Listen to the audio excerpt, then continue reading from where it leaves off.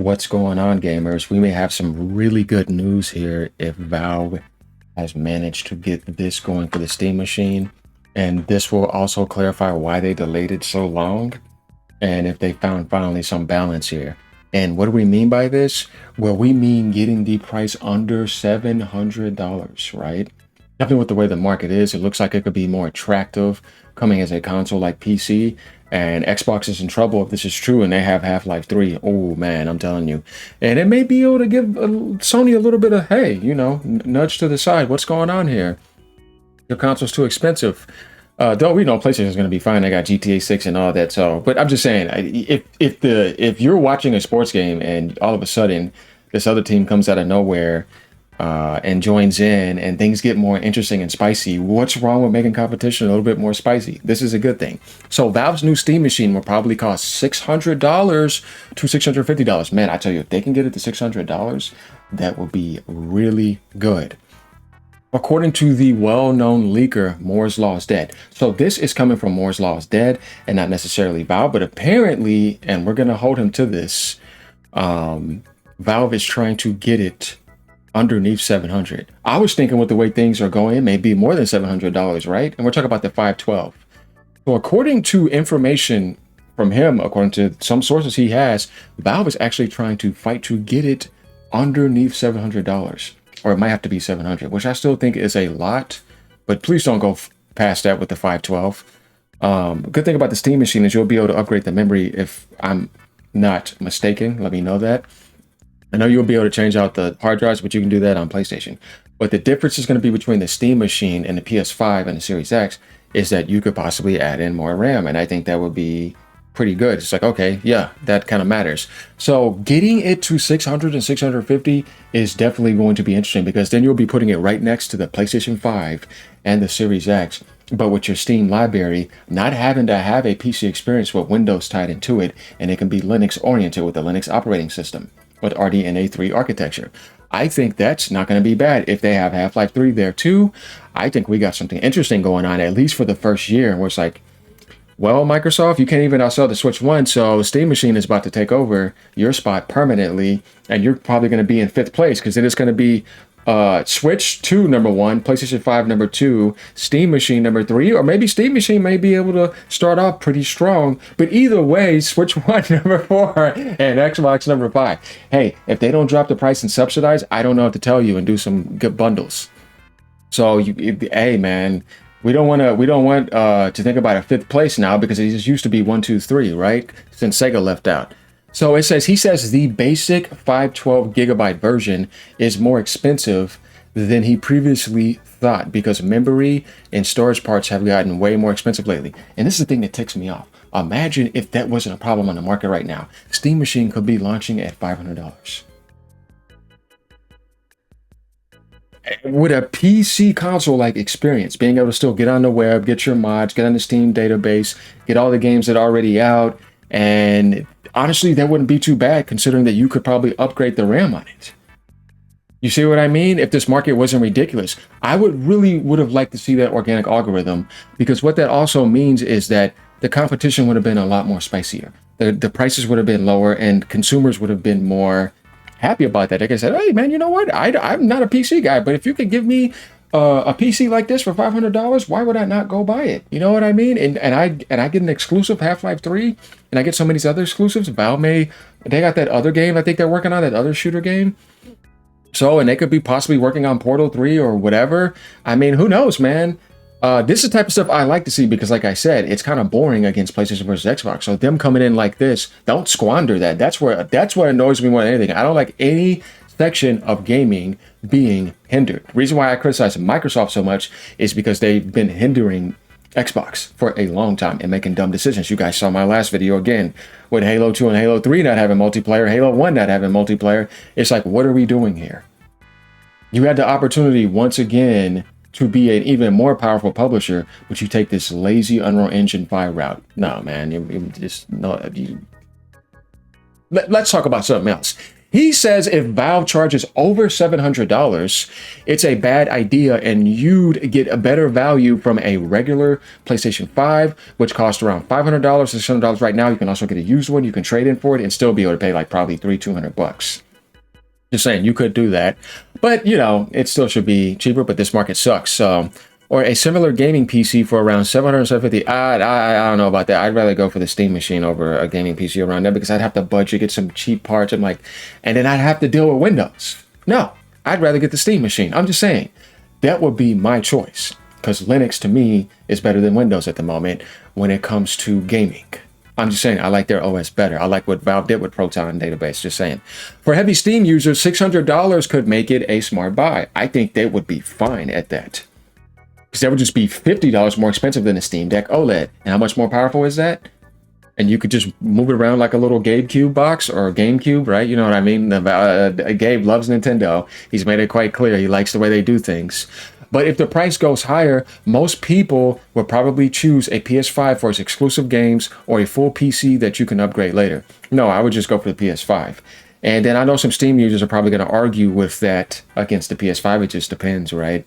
Because they do have all Xbox games like you, and now they have their games, which are only on PlayStation, and then games you're never going to get. And then they're like, well, we do have some PlayStation games. True, you do, but not all of them, though. And you won't be getting some of these future single-player titles. According to what I think intuitively, too, I think that's a very real thing here. But that doesn't matter, though.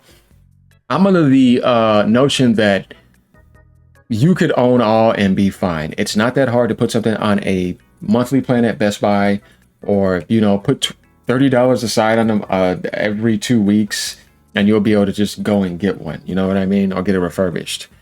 So Valve hasn't announced the official price yet. Back in 2010, their first Steam machine didn't sell well for the same reason. So this is more information about the Steam machine coming out. I want more information to keep coming out. We need another algorithm in the gaming sphere to make it more interesting. Definitely something coming in a console space.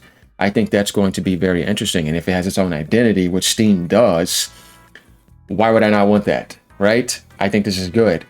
So I want you guys to let me know what you think about this. Get ready for some of these comments because it's about to get interesting.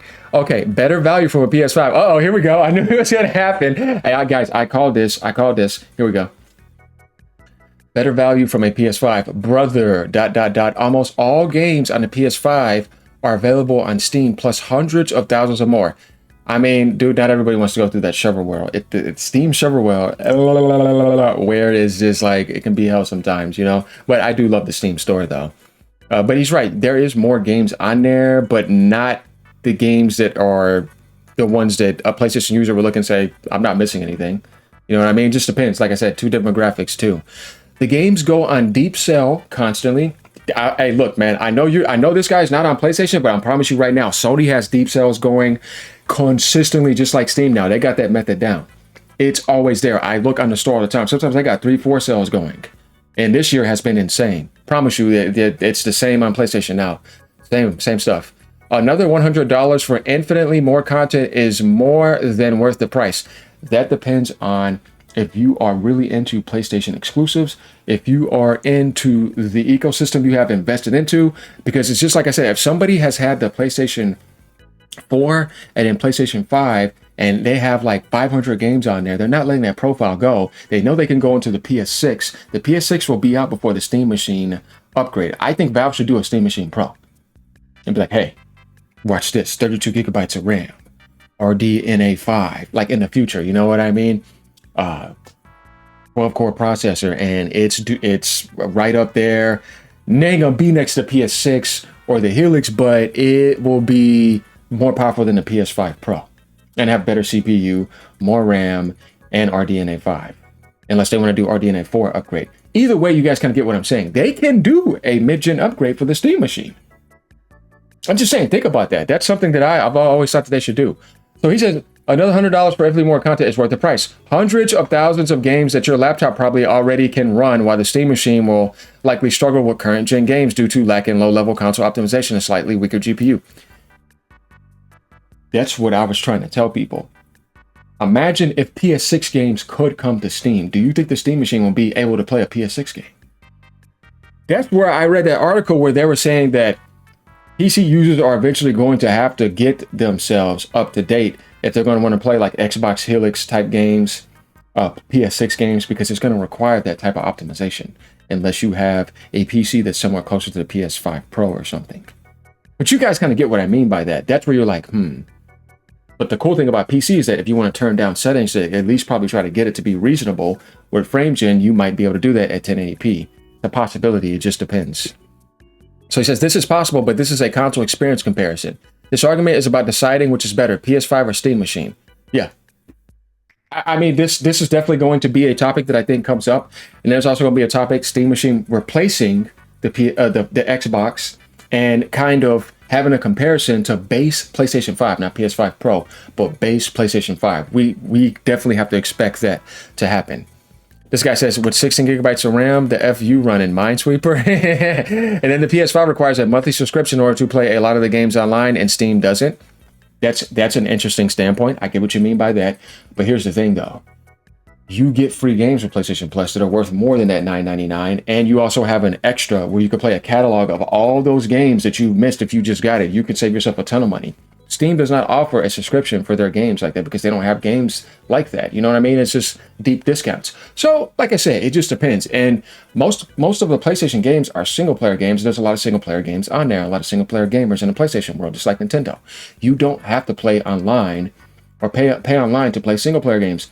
Only multiplayer required games. But I get what you're saying. That is a benefit, and there's nothing wrong with that. But that could also be countered in a way. But at the end of the day, this is going to be another debate topic that's coming into the console space and into the gaming space as Steam Machine gets closer to launch. Like I said, if Valve drops Half-Life 3, man,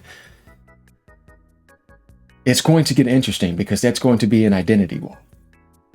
And with that price point, if they bundle it in, oh boy, that is definitely going to move some Steam machines. Grant you. Now, would it move it the same as if something like, Wolverine dropped on PlayStation or something? The reason why it won't be the same, though it is something that I think Valve needs, hear me out, guys, is because you have an option to already get that on your high-end gaming PCs right now with Steam. Now, even in the Apple world, the way they have stuff now with these pros and stuff, and the Windows and the Linux machines, you see what I mean? You can play Half-Life 3 and you already have the rig for it. Whereas like if you look at something like only exclusive on like the PlayStation or the Nintendo, you can only get it on that hardware that's fixed or the mid-gen. It does not exist on a Windows database unless you're an Xbox gamer, you know what I mean? So that's the difference. But even then, Half-Life, that entry-level price is definitely going to be attractive. And that's why I feel like if Valve is launching a Steam Machine, they do need that to make an imprint and say, hey, Sony, just at least for that time. And Xbox is going to get replaced during that meantime because they're not going to be able to outsell it. They'd have to find a way to do deep discounts on their hardware and have like bundles and stuff like that. And this guy says, the idea of comparing a PC to a console you have to buy and don't own is baffling to me. PlayStation is a joke that spits on their customers. It's amazing how people still support such scummy companies that force you into a crappy ecosystem, subscription fees, and intrusive DRM. You're incorrect about that. And actually, if you really want to talk about it, Microsoft started the Xbox Live charging. PlayStation 3 was free online. They followed Microsoft's route, and Sony's actually pretty cool, pretty okay with that. Like, it would have been scummy as if you just needed it to play anything. But like I said, you can go to a whole generation if you're a single player guy and never get charged for a subscription fee. There is no intrusive DRM that got shut down. Sony does not spit on their customers like that. That's Microsoft that's doing that more than anybody. They just spit on the whole Halo legacy again today with the Halo 2 and 3 remake and not going multiplayer route. So can Sony do some stuff sometimes that's anti-consumer? Yeah, of course, everybody can.